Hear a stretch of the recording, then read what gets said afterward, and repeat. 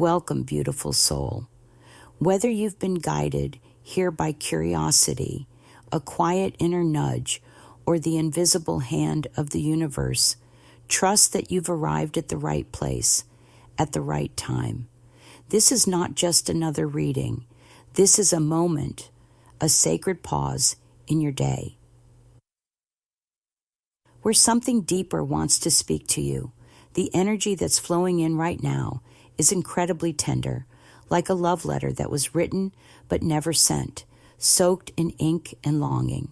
There's romance in the air.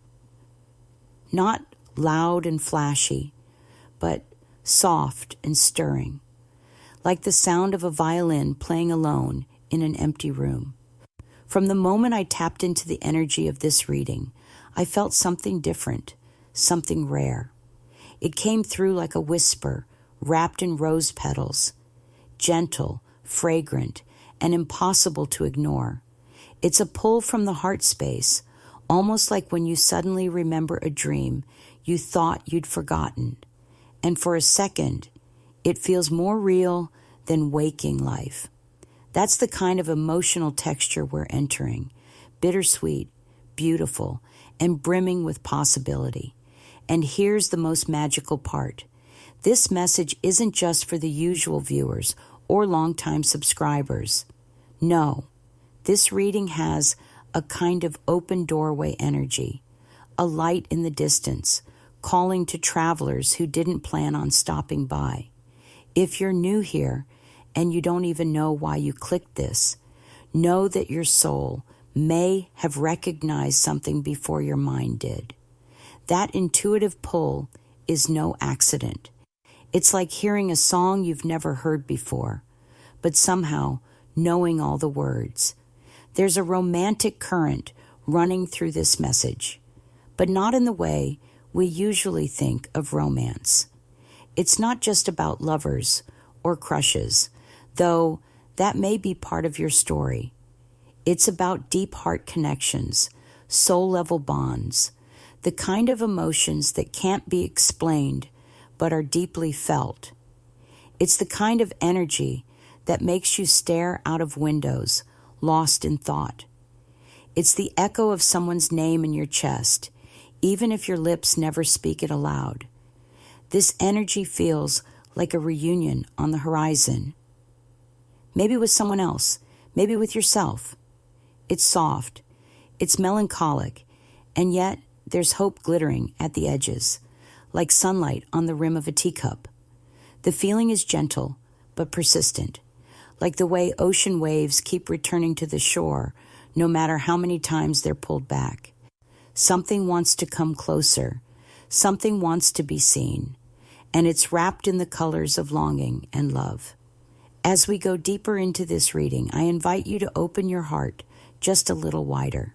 You don't need to force anything or try to make it fit. If something resonates, let it sink in like rain on thirsty soil. If it doesn't, gently let it pass. This space is meant to feel like home, a safe harbor where you can come exactly as you are, with all your questions, emotions, and dreams.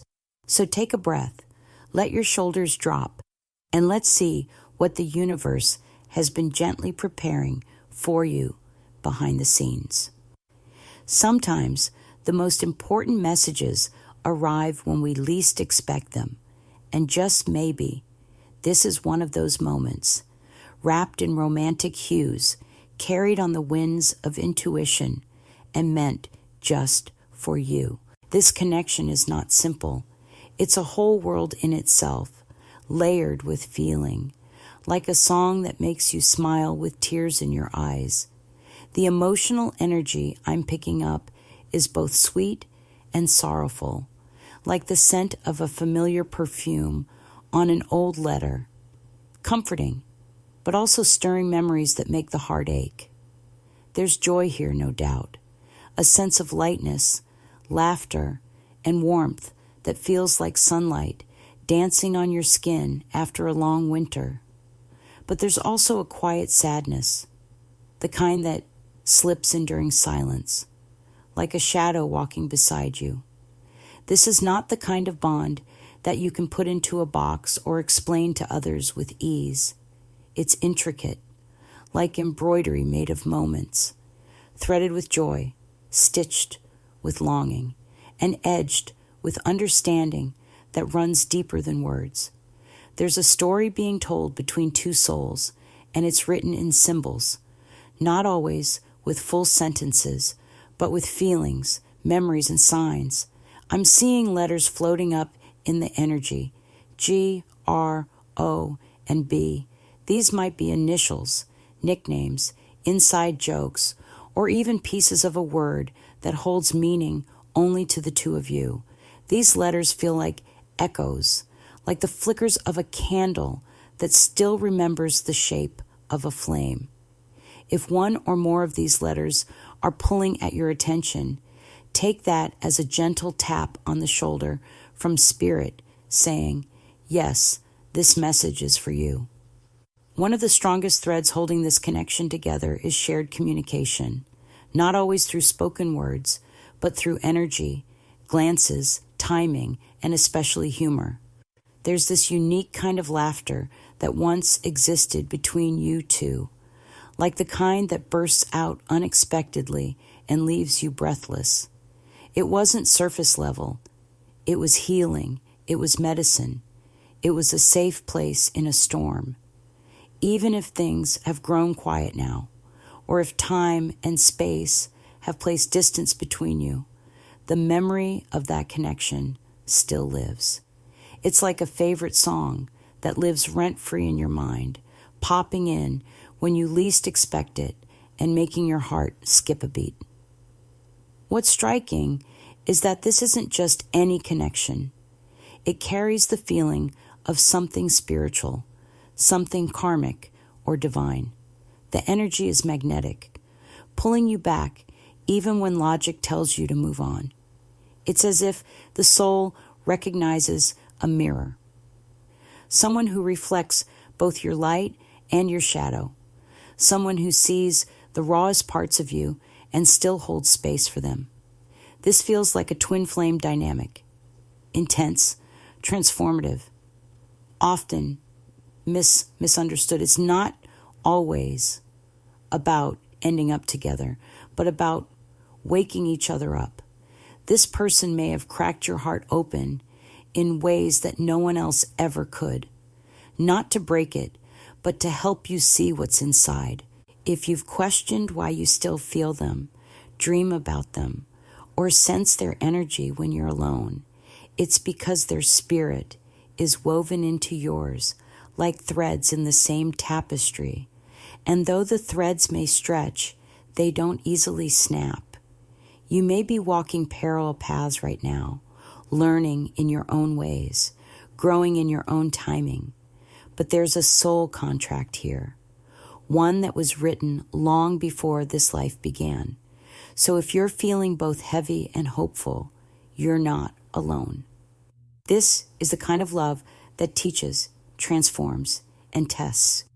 It is messy and magical all at once, a dance of divine timing, silent understanding, and symbols only your heart knows how to read. In this energy, there's a clear contrast playing out, like the sun rising on one side of the sky while storm clouds gather on the other. The feminine energy stands in quiet strength right now, deeply focused on inner growth and spiritual evolution. It feels like a woman standing barefoot on sacred ground, eyes closed, heart open, drawing wisdom from the earth beneath her and the stars above. She's choosing herself, not in a prideful way, but with grace and devotion. Her journey is one of discipline and devotion, of planting seeds in the soul's garden and tending them with patience. She's no longer waiting for validation from outside sources. Instead, she's listening to the still, small voice within. She's walking with purpose, mastering the art of surrender and action in perfect rhythm, like a dancer who knows when to move and when to be still. Her energy is becoming sharper, cleaner, like a river that has learned how to flow around the rocks instead of crashing into them. Meanwhile, the masculine energy is swirling in emotional chaos, not visible on the surface, but raging like an ocean storm beneath a still sea. There's a restlessness here, a resistance to change that feels like trying to hold back the tide with bare hands. He feels her slipping away, not in anger, but in silence. And that silence is louder than any goodbye. He's watching her rise, not with resentment, but with a deep ache in his chest that he can't explain, even to himself. He's feeling everything all at once: sadness, regret, love, longing. But he's frozen, like a man staring at a train. He knows he should have boarded long ago. His heart is pounding messages that his body won't move to deliver. There's no action, only echoes. No steps forward, only the whisper of footsteps fading. What's powerful and heartbreaking is the soul-level cry that comes from the masculine energy. It's not something said aloud, but it's clear as day in the energy. Don't go. It's the voice you hear in dreams, the feeling that tightens your chest when you're about to walk away from something you once prayed for. It's the kind of plea that doesn't use words, only feeling. A cry from the soul that hopes someone will hear it, even if the lips remain still. And yet, despite this deep emotional pull, he does nothing. There's no reaching out, no grand gesture, no action to match the ache. It's like watching someone drowning who refuses to call for help, not because they don't want to live, but because pride and fear have built a cage around their voice. This contrast between the feminine and masculine energies is striking, almost poetic in its sadness and beauty. One is rising like a phoenix from ashes, wings stretched wide, refusing to shrink back into the shadows she once called home. The other is caught in a storm of his own making, unable to move, yet unwilling to let go. There's love here, undoubtedly, but love isn't always enough when one soul is moving forward and the other is standing still. The gap grows not from malice, but from misalignment. And even though the cords are still there, invisible threads woven from shared memories, unspoken promises, and soul ties, they're being stretched to their limit. The feminine, though still feeling deeply, is learning to choose peace over potential, truth over fantasy, and the masculine, though aching silently, is being called to face his own shadow, to rise or remain. Within the heart of the masculine energy lies a storm that no one else can see, a quiet war between who he is and who he believes he should be. Deep down, he sees the divine feminine as someone radiant and rare, like a lighthouse standing tall in the middle of his personal fog. She glows with purpose, wisdom, and grace, and to him she feels like a sunrise that doesn't just light the sky, but lights his soul. Yet, instead of stepping toward her light, he finds himself shrinking into the shadows of self-doubt. It's not that he doesn't care. In fact, he cares so much it aches, but somewhere inside, there's a voice, an old, stubborn voice, whispering that he isn't enough, that she deserves someone more solid, more sure, more healed. And so, he stands still, not because he doesn't feel love, but because he doesn't feel worthy of being loved by someone like her. This struggle is rooted deep in his solar plexus, the seat of confidence, willpower, and identity. His inner sun feels dim, flickering instead of burning steady. He questions himself constantly. Am I man enough? Strong enough? Stable enough? These doubts wrap around him like invisible chains, making every step forward feel heavy. There's also a block in his throat chakra, where words of truth long to rise but often get swallowed. He wants to express what he feels, how much he admires her, how loyal his heart truly is. But the words get stuck somewhere between the heart and the mouth.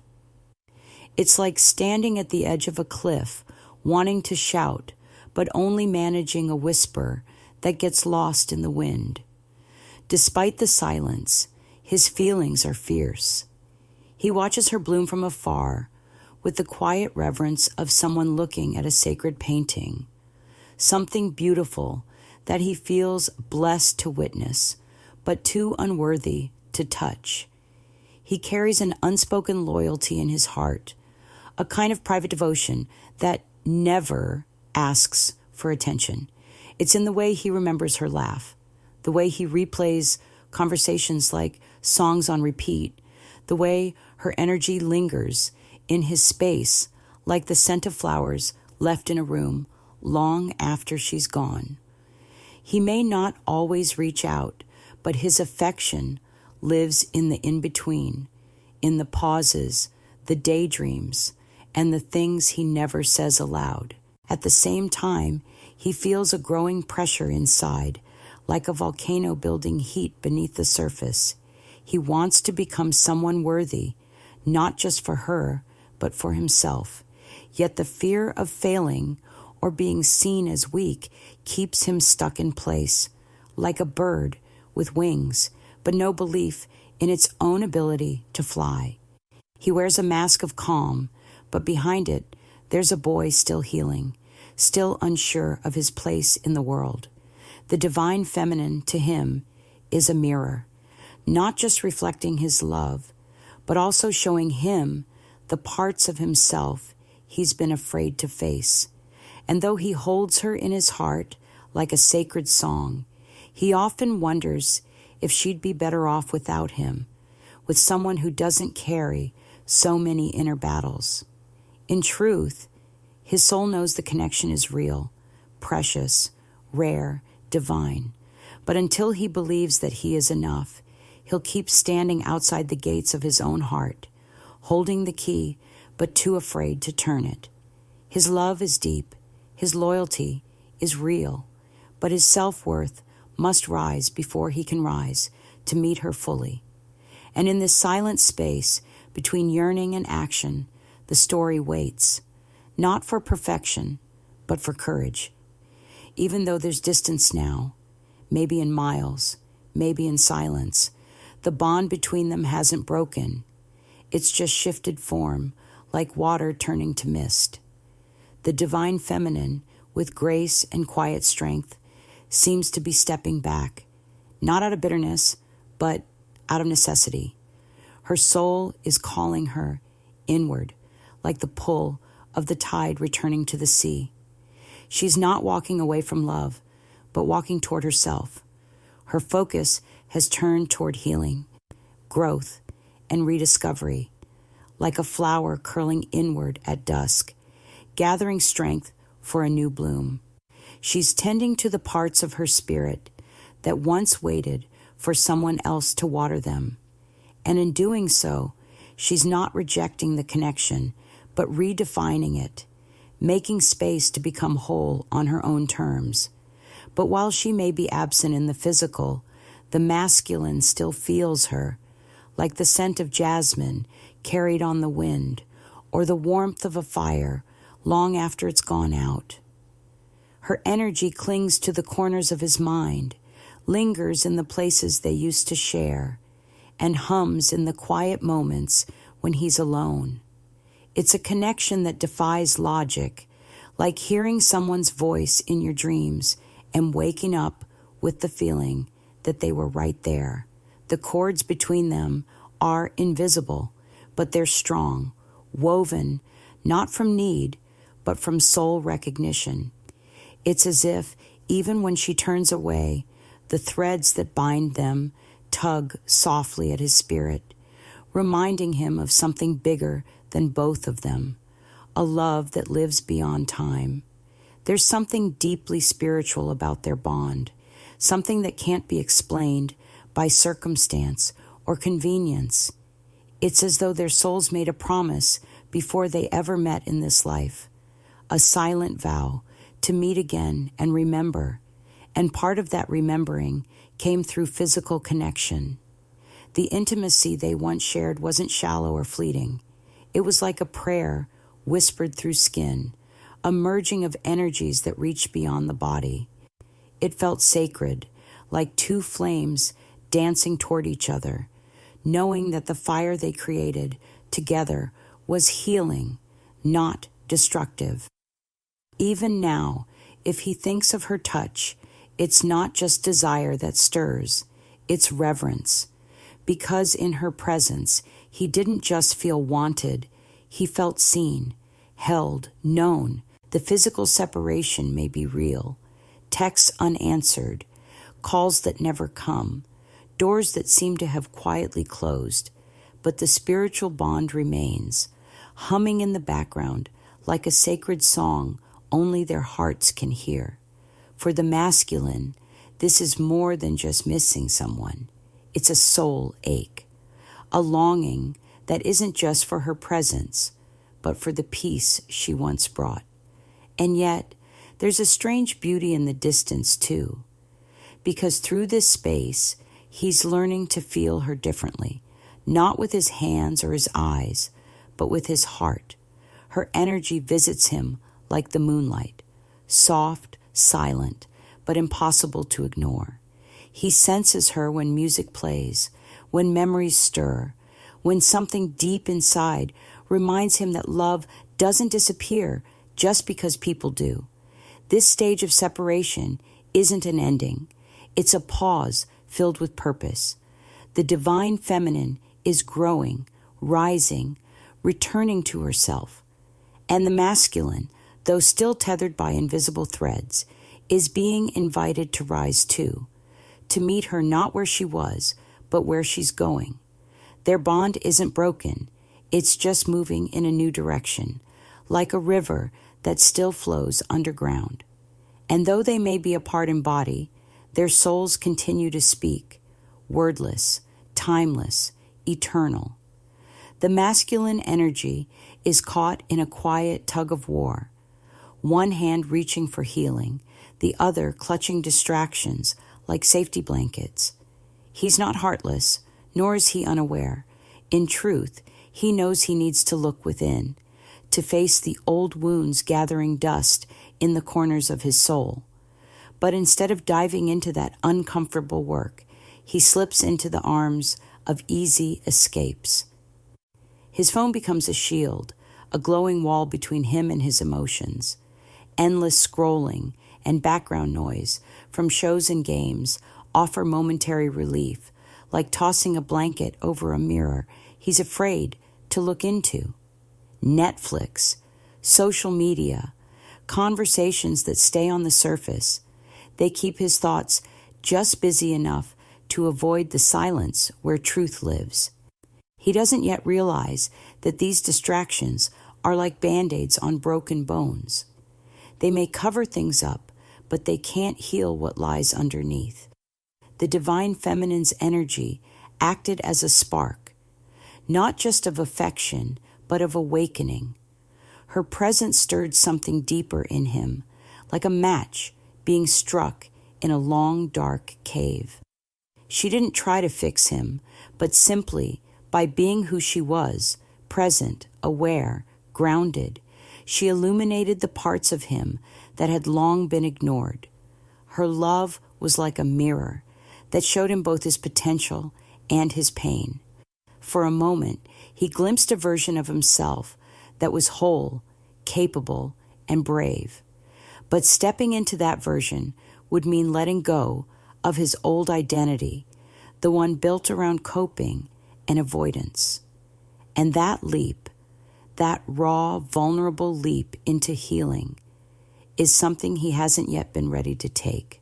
So instead, he lingers in limbo, circling the edge of transformation, but never quite crossing the threshold. Meanwhile, the feminine has grown wiser. She sees through the patterns now. the push and pull, the almosts, the emotional breadcrumbs. There was a time when she might have waited, hoping he'd change, thinking her love could be the anchor that steadied him. But she's starting to see that this connection, as powerful and spiritual as it may be, can also carry the weight of addiction. Not in a toxic sense, but in the way it lingers in the blood, like a song that won't stop playing. She's noticed how her thoughts return to him, how his energy wraps around her like mist, even when he's not there. And though a part of her still feels the soul-deep tie, she's choosing, lovingly but firmly, to place herself first. For her, this is not abandonment, it's alignment. It's choosing to pour her energy into her own healing, her own joy, her own path. She no longer wants to be the lighthouse for someone who won't leave the shore. She's learned that she can hold love without holding on. And so she's letting go, not with bitterness, but with grace. She understands that healing cannot be forced, and people can't be saved before they're ready to swim. The masculine must find his own reason, his own turning point. Until then, she walks away, not because the connection wasn't real, but because she knows her worth now. And even though they're on different pages, she silently hopes he finds the courage to close the book of avoidance and begin the chapter where he finally meets himself. The divine feminine's journey inward is not just a personal shift. It's a soul quake that echoes through the unseen realms. Like a stone dropped into a still pond, her healing sends ripples across the quantum field, touching not just her own life, but the hearts of those she's ever been energetically tied to. This isn't something you can see with the eyes or measure with the mind.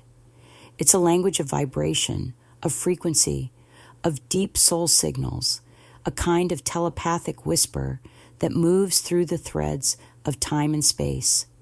As she sheds old skins, releases pain, and steps more fully into her truth, that energy doesn't stay contained.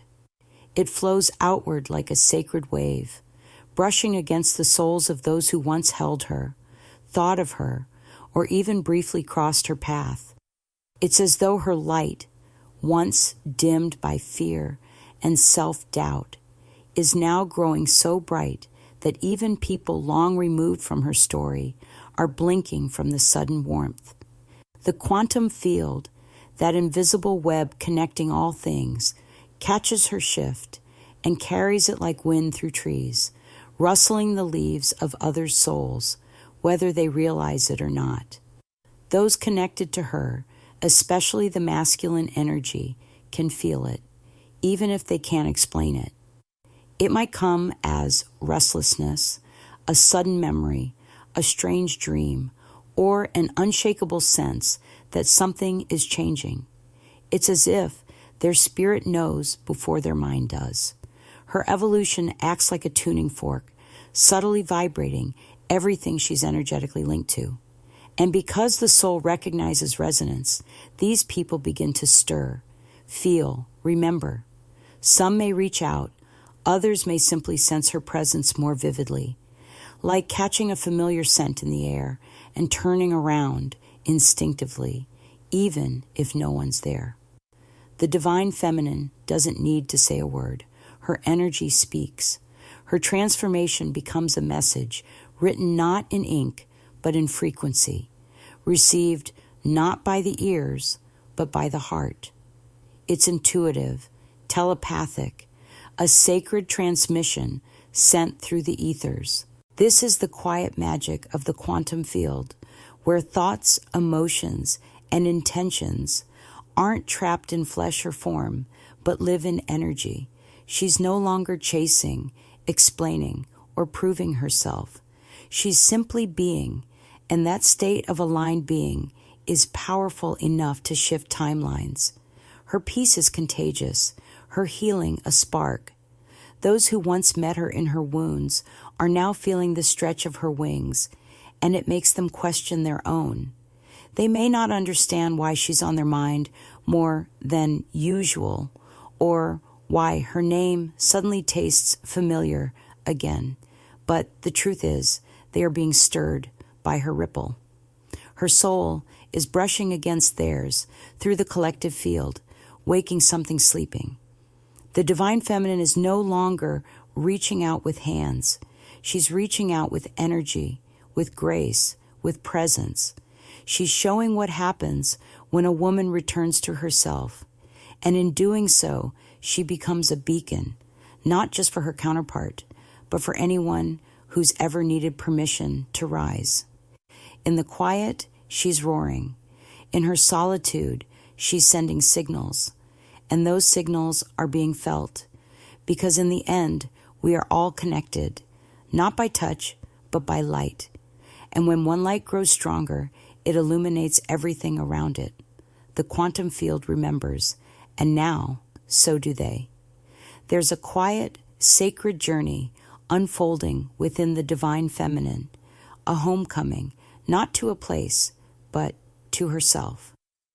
The signs are all around her, gentle nudges from the universe, like whispers from the wind. She keeps seeing 444, a number that feels like a spiritual hug, a message that says, you're protected, you're loved, you're on the right path. Alongside it appears the Two of Wands, a card that speaks of vision and choice, the kind of choice that doesn't come from the mind, but from the heart. These symbols aren't just coincidences, they're soul markers, signposts along her path back to harmony. She's no longer chasing love outside herself, no longer pouring from an empty cup. Instead, she's drawing her own light inward, like the morning sun returning to warm the earth after a long, cold night. She is finding balance between what was and what could be, a union between her past self and the woman she is becoming. At the heart of this transformation is a sacred reunion, not with another, but with her own inner child, that soft, unguarded part of her that once believed in magic, spoke to the stars, and danced barefoot under the moon. She is listening to that voice again, the one she buried under layers of responsibility, heartbreak, and silence. She remembers now the little girl who once dreamed freely, who painted her hopes in bold colors before life told her to stay inside the lines. And instead of pushing that child away, she's pulling her close, holding her like a mother cradling a forgotten part of her soul. It's tender work, this healing, like untangling knots in golden thread or brushing dust off old photographs. But she's ready, because she knows that in loving this younger version of herself, she is mending something that words alone could never reach. She's breaking old patterns too, not with force, but with awareness, the habits that once held her in loops of waiting, of pleasing, of doubting, no longer feel like home. They feel like cages, and she's finding the courage to set herself free, one thought at a time. It's not loud or dramatic. It's soft, steady, like the way rivers carve through stone. She's rewriting the story where she always had to be strong, where softness was mistaken for weakness, where dreams were traded for survival. That story is dissolving now, and in its place, a new one blooms, one where she is allowed to rest, to receive, to trust her own rhythm. She's planting seeds again, not because she's desperate for the future, but because she finally believes she's worthy of one. As she returns to her wholeness, something remarkable is happening. She no longer looks outside for validation. The mirror she holds is her own, and in it, she sees not someone broken or too much, but someone rising, someone who kept going even when the road was dark, Her soul is singing again, not with perfection, but with presence. And those dreams she once tucked away, like pressed flowers in an old journal, she's watering them now. One by one, they're beginning to bloom again. Soft, fragrant, full of promise. She understands now that healing doesn't mean forgetting. It means remembering who she was before the world told her who to be. And in that remembering, she is returning, not to who she was, but to who she truly is, whole, radiant, free. Rumi, quote, "Why do you stay in prison when the door is so wide open?" This message comes to remind you that many of the walls you feel trapped behind are illusions, built not by fate, but by fear, by old stories, and by forgetting your divine nature. Rumi, the mystic lover of the divine, calls you now to realize that the door to your freedom is not locked. It never was. The only key you need is the willingness to see differently, to trade judgment for curiosity, pain for purpose, and doubt for devotion. The divine is not outside of you. It whispers through your heartbeat. It glows in your breath. This card appears when you're on the cusp of transformation. You've been lingering at the edge of change, peeking at the world that could be yours, one of peace, power, and purpose. Rumi urges you to step through, to trust the unknown, to leave behind the prison of what if, and walk into the freedom of what now. If you found this helpful or inspiring, don't forget to subscribe so you never miss out on more content like this. Smash that like button to show your support and drop a comment below. Let me know your thoughts or what you'd like to hear next. Got a special request or topic? Just ask. I'm here to bring you exactly what you need. Thanks for being part of this journey. Let's grow together.